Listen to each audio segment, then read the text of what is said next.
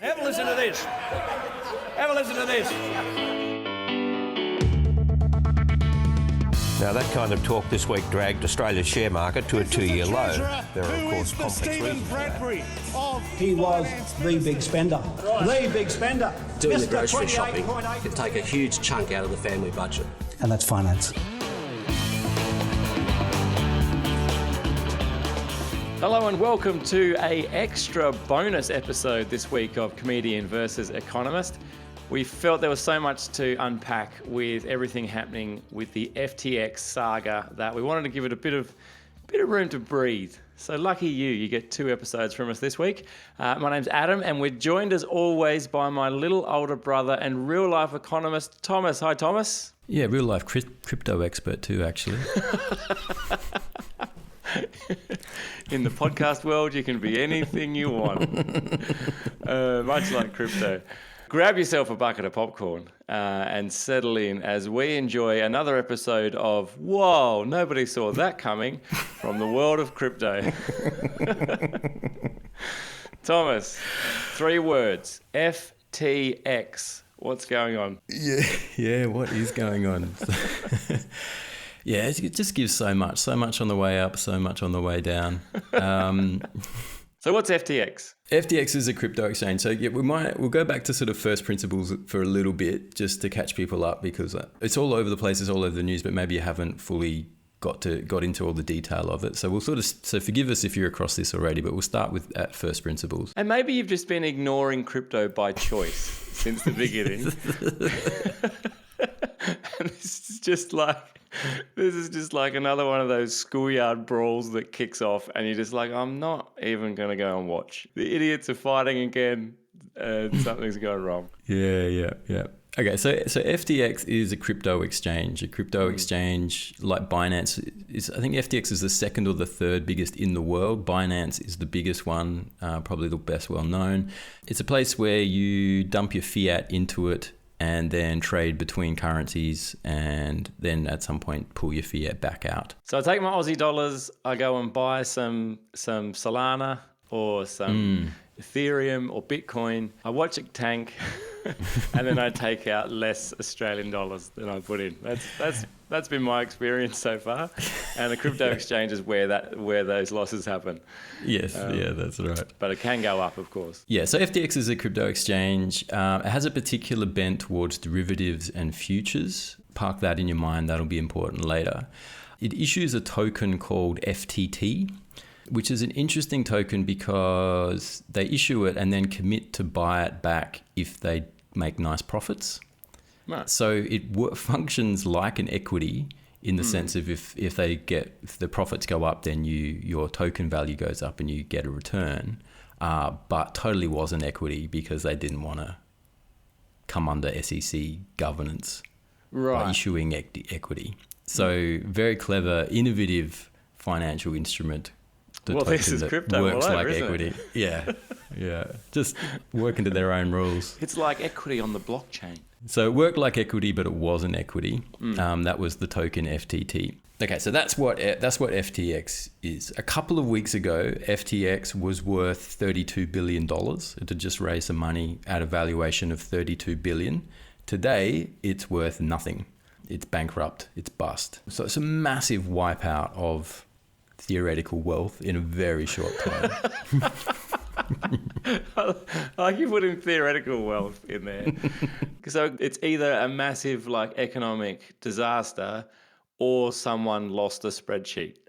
Because it's like writing down my bank balance is $1 billion and then I'd forgot where I saved bank balance.xlsx. Well, yeah, I mean, so no, there are definite losers who've lost real money. The asset managers that invested in FTX at that $32 billion valuation, like Sequoia Capital, Tiger Fund, SoftBank as well, picked another winner.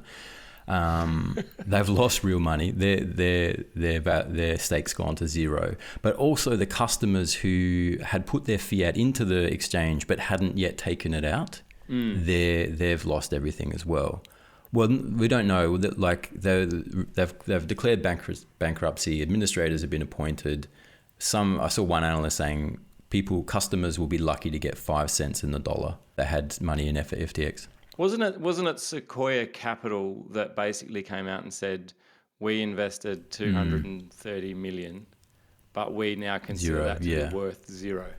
Yeah. So this story is changing like by the minute.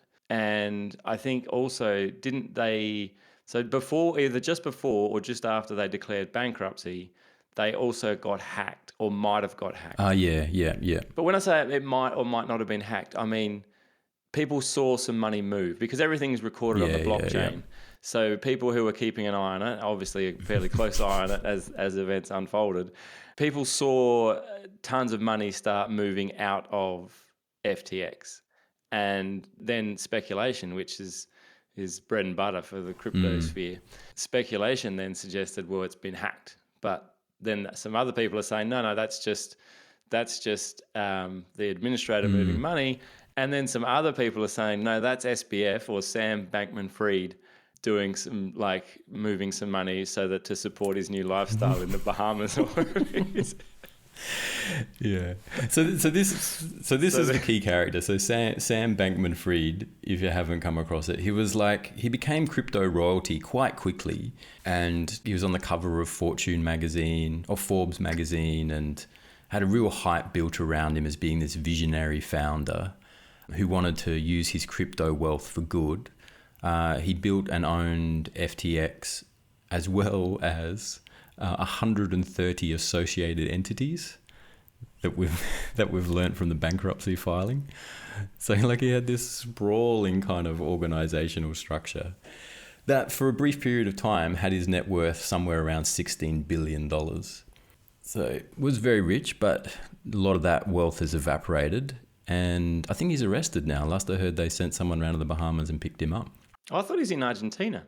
I think he fled wherever he was, and he's now in Argentina. But they might have caught up with him. That's what I heard. They caught up with him. But so how did that happen? So we're talking about FTX going to zero. Yeah. So FTX was doing some funny things. One of those was the token that worked like equity but wasn't equity. The other thing is that SBF, that's what they call him, had 130 different entities. One of those was Alameda, which was a crypto hedge fund.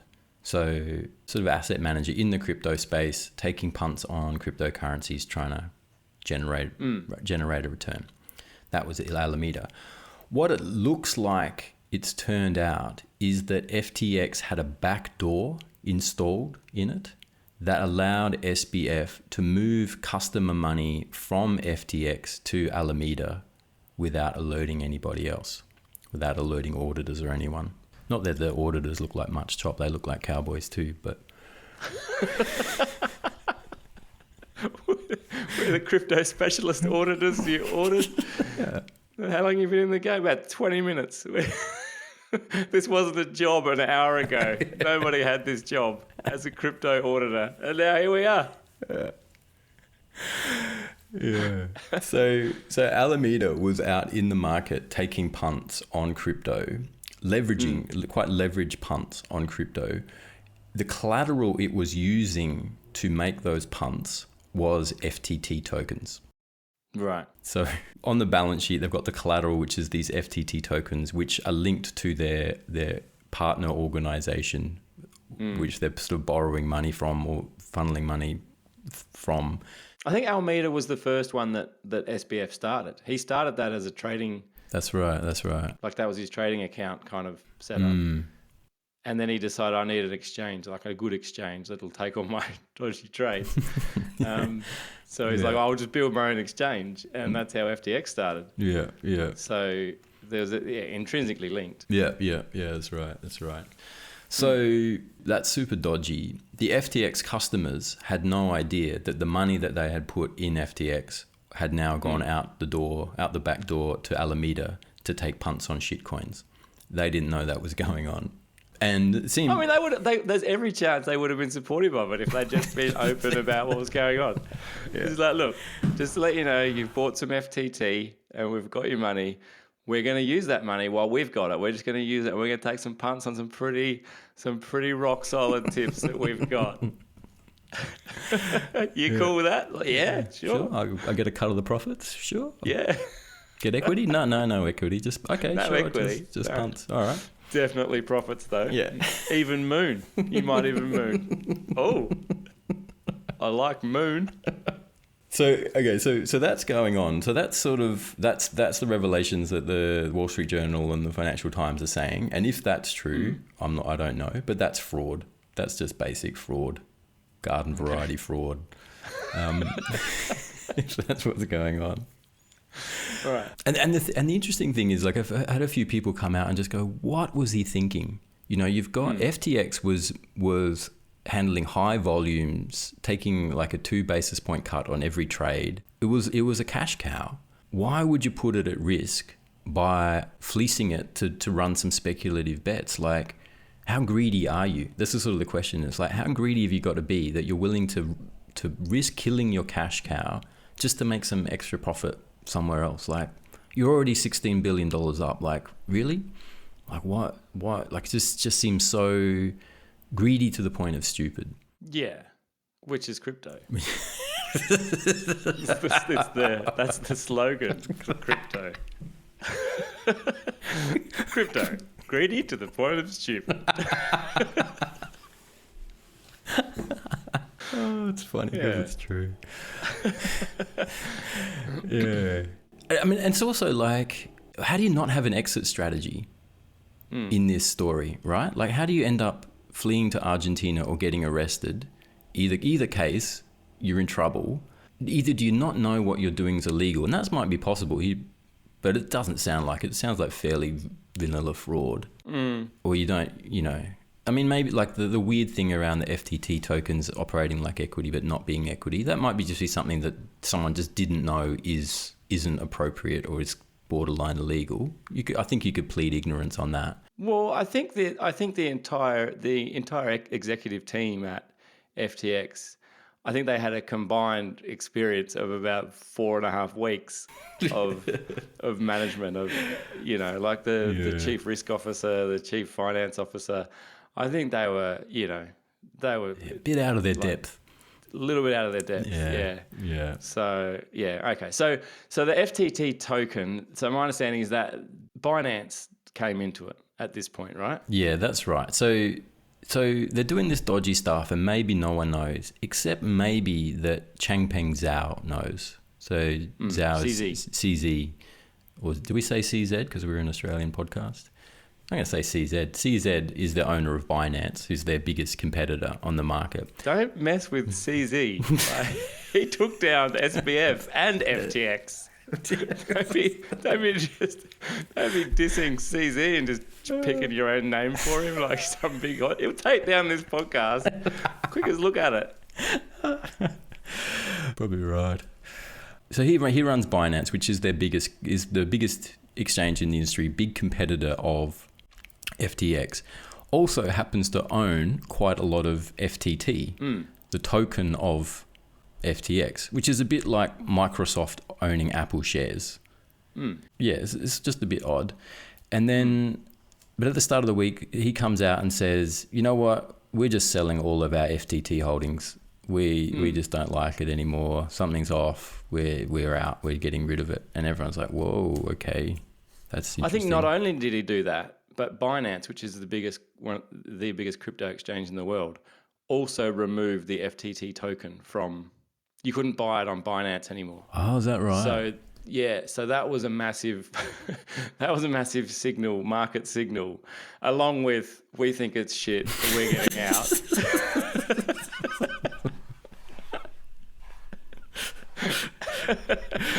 From the head of Binance, from the head of the biggest crypto exchange in the world, along with that sentiment, they also said you can't buy it here anymore. We think it's rubbish, and so that then markets read that as a signal. Took that as a signal, and then everyone went and then so I think they just went to try and sell to liquidate their FTT, right? Yeah, well there was an interesting step in the middle of that where the CEO of Alameda, the hedge fund run by, associated with SBF, came out and said they would buy all of Binance's FTT at $22 each. at a fixed price in a private trade. It's just like, we'll take it all. We believe in it. We'll give it all. CZ went, I think I'm going to sell it in the market, and I'm just going to wait until it drops. So it doesn't look like he got out of that trade. Do you know what I mean? Like he would have, Binance owned a lot of FTT. What you would normally do is sell all of your FTT without crashing the market somehow, like breaking up the trades, not doing it all in one hit, and then announcing after the fact, hey, we've sold all our FTT. He didn't do that. He sparked a panic and then sold into the panic. And so this sort of the interesting story there seems to be that SBF looked like he was trying to corner Washington. It looked like he wanted to be the go-to guy for crypto regulation. He wanted to be the person that was shaping crypto regulation in America. And he was doing that through big political donations, particularly to the Democrat Party, and then massive marketing campaign, both of himself, and he sort of like had this whole persona and was getting all these puff pieces published and doing lots of things. But then also all the sports sponsorships, like FTX was... You're probably more across this, but didn't they own a football stadium or something? Or this FTX was everywhere. In fact, I still saw them being advertised in the Cricket World Cup final last night. Still, oh really? The logo was on. Yeah, it was on the TV last night. Yeah, they had sponsorships with Major League Baseball. They sponsored the umpires. They sponsored.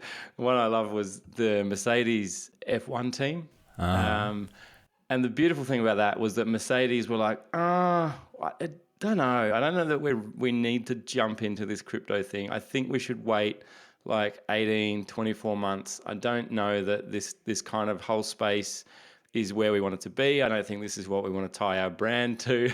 And then someone within Mercedes was like, oi, seriously, if we don't get on now, we're going to miss the boat. And like total crypto FOMO.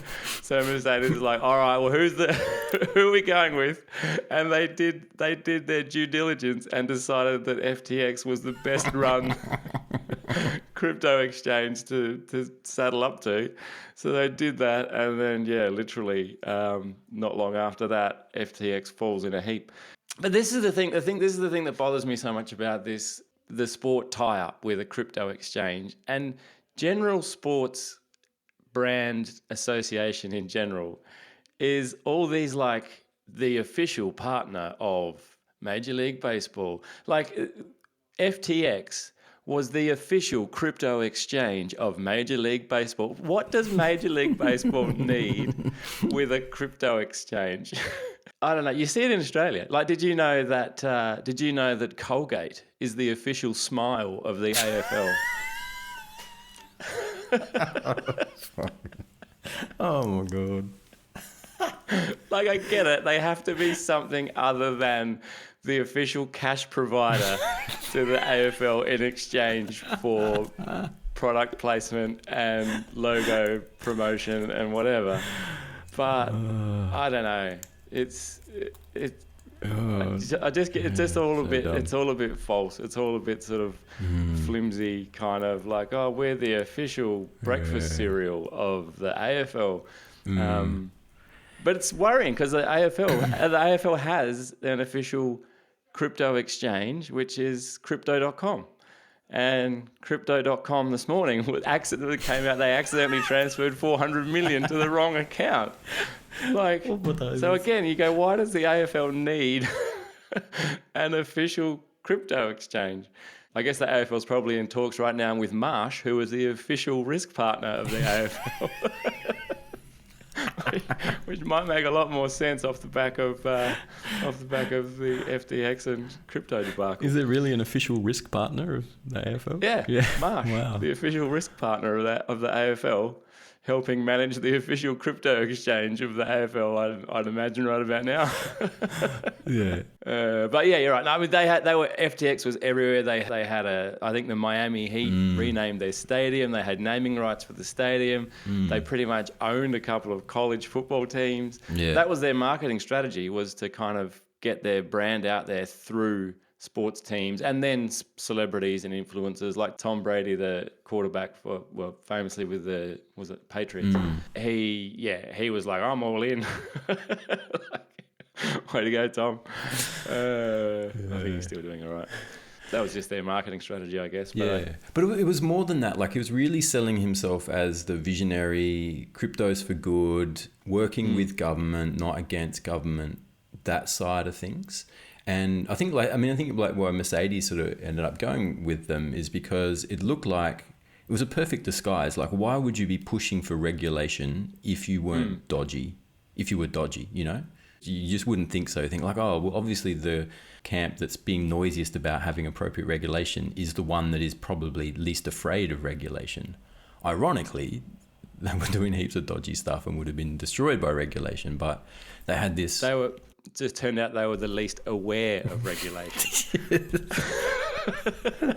They had the least understanding of regulation. That's right. All right, look, so, let's can we pause here? There's a lot to get through. So on the other side of this, we're going to talk about the implications for crypto prices, for broader asset markets, and future of Bitcoin in general and crypto in general.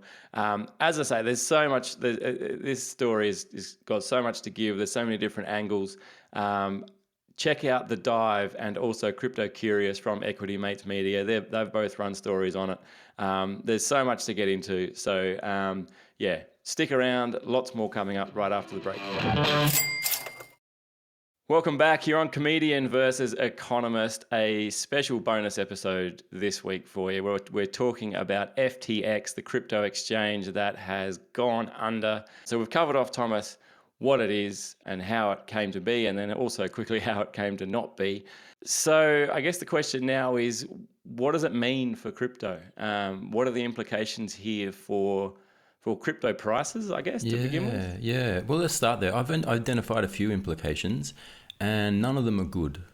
Okay. They're all. I mean, so the first thing is that saying, you don't know who's swimming naked until the tide starts going out. So I think that's what we're looking at now in the whole crypto space. Is it's like you can get away with a scheme which is where you're funneling money from an exchange to a hedge fund to take punts when the market's going up and all those punts are paying off. When those punts stop paying off, then the hedge fund gets into trouble, and the entities associated with the hedge fund get into trouble as well. Now that might be because they're linked as owners, but it's also like, who was lending to Alameda? FTX was, but who else was? So whoever else was lending to FTX or any of the 130 entities in that mess, they're in trouble now too. So this is sort of how leverage unwinds, and there's no cover now because everyone's going to be checking like, oh, who am I with? How stable are they? How exposed are they to these other players? There's a lot of dodgy characters out there. Even if you think you're going to be rechecking the partners that you're dealing with, particularly if you're lending the money to make crypto bets. Yeah, so that starts to unwind, and that has a freezing effect. You might have more collapses come out of this. That's the risk here. You know, that we see more and more entities going bust on the back of this, because there's a lot of cowboys out there in the crypto space. Yeah, and Sequoia Capital, SoftBank investing in FTX, like they're not fringe players. Like they're names that people have heard of. They're talking this real money. That's the first worry, that you get more and more of these you see more naked people in the pool and more people going bust. Never a good thing. No, that's when it's yeah.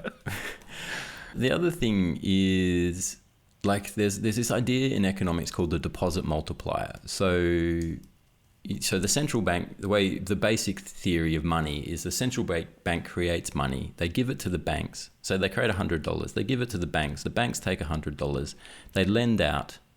They keep some in reserves, say $10, and then they lend out $90. So they lend that to you. You've now got money you deposited in your bank. There's another $90 in the bank. There's now $190 in theory. They take that $90, keep 10%, and lend $81 out. There's now $270 odd in the system, and around it goes. And so it's called the fractional reserve system, and a lot of money, the money that's in the economy, a lot of that is created in the banking system. Not just what happens with central banks matters, but it's about what the banks do with it.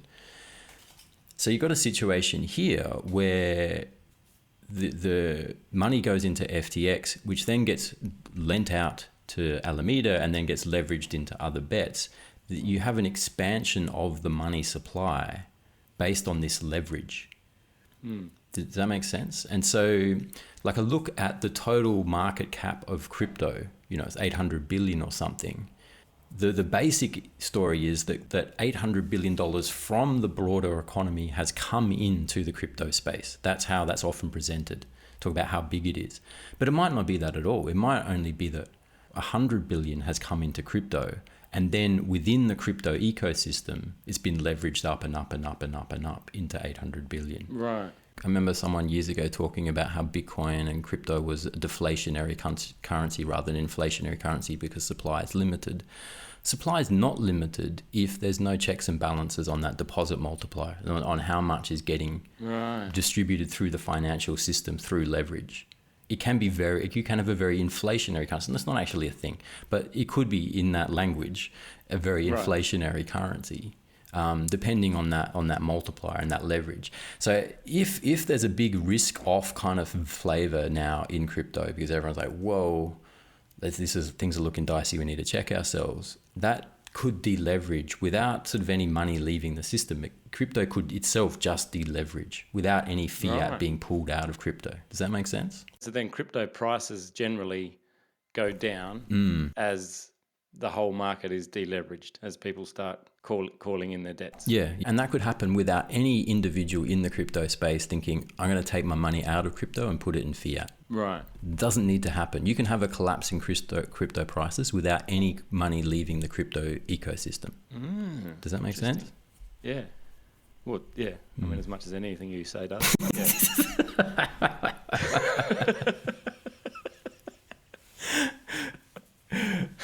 Very good. Yeah.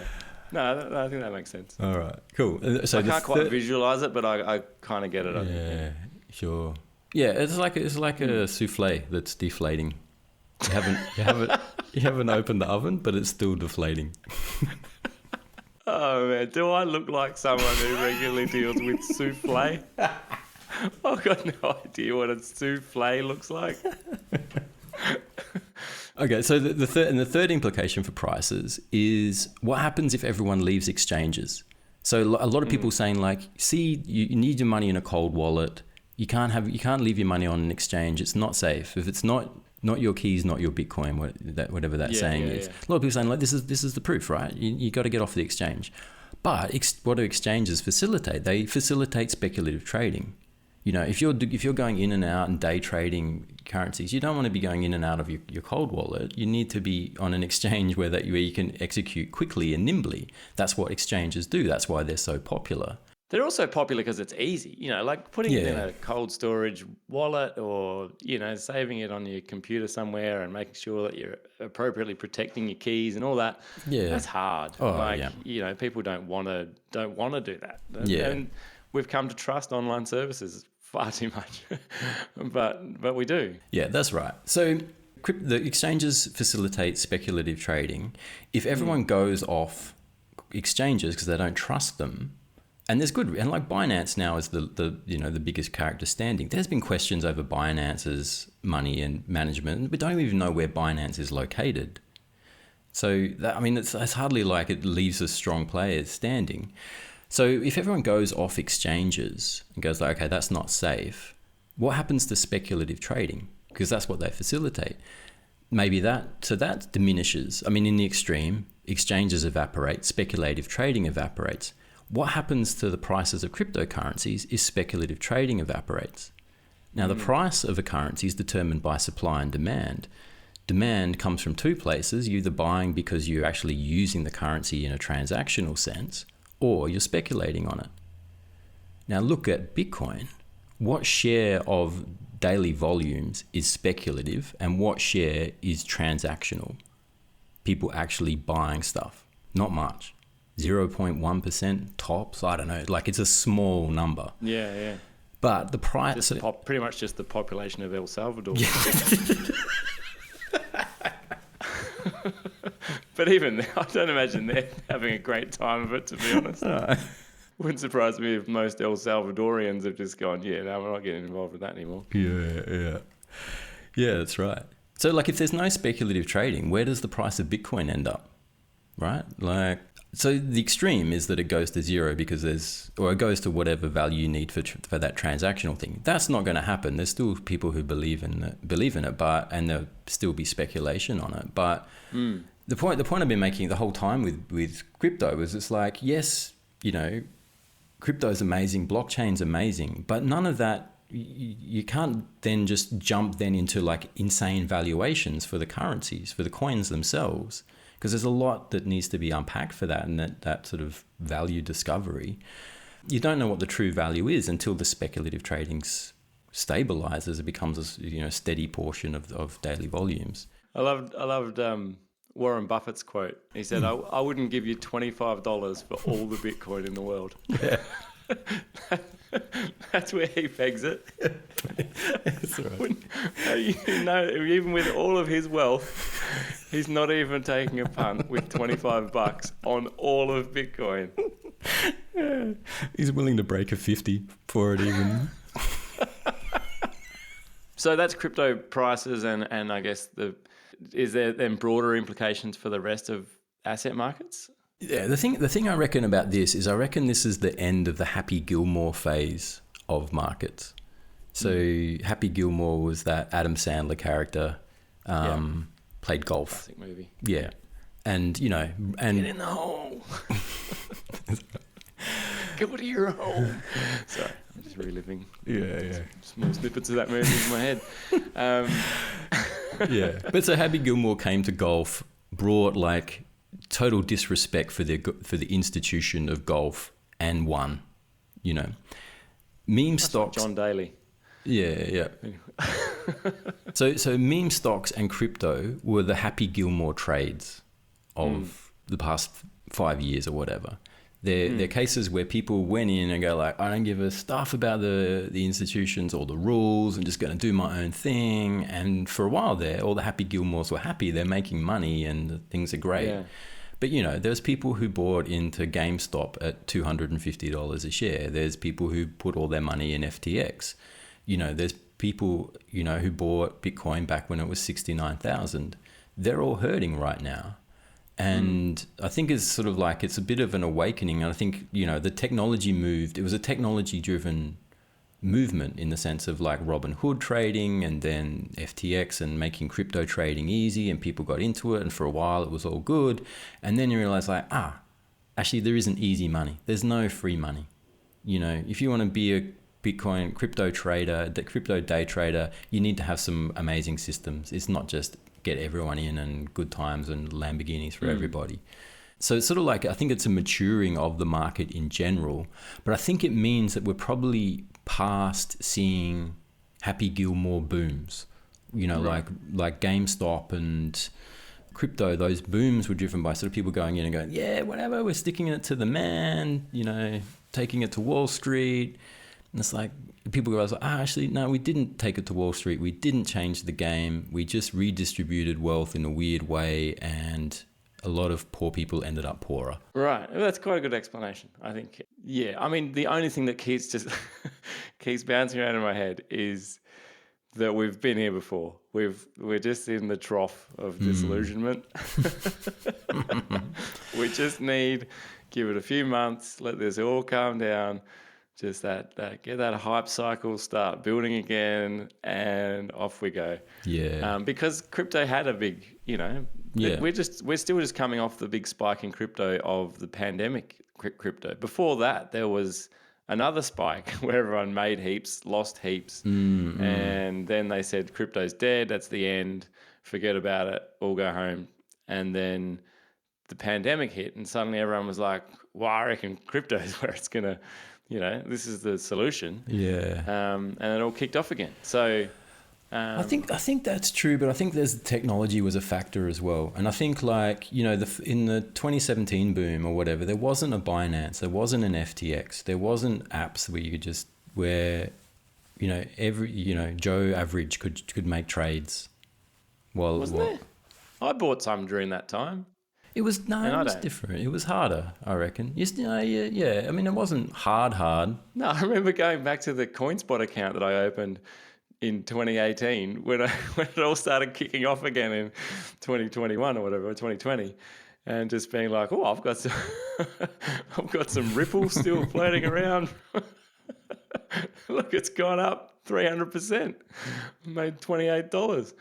So yeah, no, I think that those platforms were around. I don't know. I think, yeah, I hear what you're saying, and I agree with what you're saying. You need something to level up the market. You need to pull more people into it, and it just gets harder and harder. The cost of acquisition for crypto as a space is getting higher. You've had crypto sponsoring footy teams. Everyone knows about it now. Everyone's watching it go, people get burnt. They're not going to be just jumping in next thing going, yep, this is going to the moon. They're going to be jumping in going like, this is a boom and it will bust some point. That's the maturity. That's the new thing that'll be in the next cycle, is that people in the cycle will be aware that they're in a cycle. Maybe. Not if we get in early, if we get into the schools. Get some grassroots crypto programs going on. Official sponsor of maths. Crypto.com there. Official crypto exchange at Brighton Primary School. All right. Okay. I reckon that does it for this one. Hopefully that's given you a good overview of what's happening in the crypto sphere at the moment, why everyone's talking about FTX. As I mentioned, check out Crypto Curious and The Dive for even more on the FTX story. Bryce and Alec covered it as well on Equity Mates Investing podcast just briefly this week. So if you're interested at all, check out those other podcasts. And of course, don't forget to tune into Comedian versus Economist this week as well, releasing not just this one, but 2 podcasts this week. So make sure you tune in for the regular show as well. But that's it from us. We will catch you next time on Comedian versus Economist. Bye for now. You have been listening to an Equity Mates Media production. In the spirit of reconciliation, Equity Mates Media acknowledges the traditional custodians of country throughout Australia and their connections to land, sea and community. We pay our respects to their elders past and present and extend that respect to all Aboriginal and Torres Strait Islander peoples today. This podcast is intended for education and entertainment purposes. Any advice is general advice only and has not taken into account your personal financial circumstances, needs or objectives. Before acting on general advice, you should consider if it is relevant to your needs and read the relevant product disclosure statement. And if you're unsure, please speak to a financial professional. The hosts of this podcast and their guests may have positions in the companies mentioned. Equity Mates Media operates under an Australian Financial Services Licence 540697.